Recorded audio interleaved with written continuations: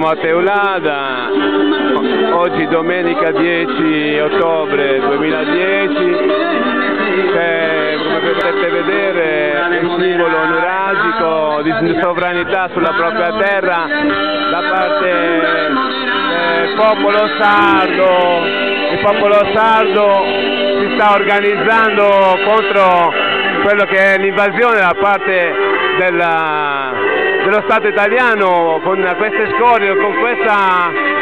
situazione veramente drammatica per quanto riguarda il voler portare su questa terra le scorie nucleari e le centrali nucleari che faranno solo male a questa terra qua. Di conseguenza desideriamo ampiamente che ci sia una forte opposizione, come già si sta determinando. Come potete vedere qui a Teulada ci sono molte persone, ancora sta arrivando molta gente, perché si dovrà dimostrare veramente quello che il popolo sardo non accetta assolutamente qui sulla propria terra.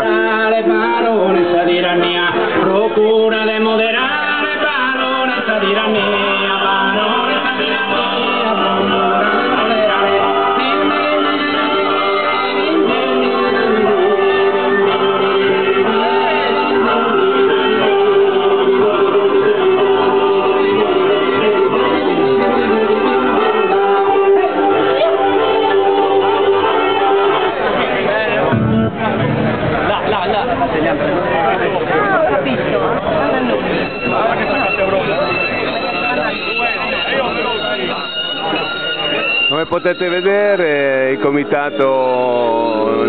Sino Nucleo, c'è il sindaco di Teulada Gianni Albai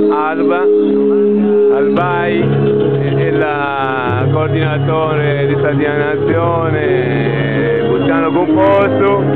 e ci sono i rappresentanti delle varie organizzazioni indipendentiste sarde e i movimenti di opposizione come Sinistra Critica e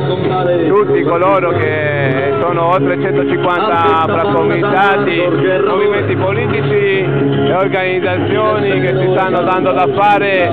a costruire qualcosa contro il nucleare in Sardegna.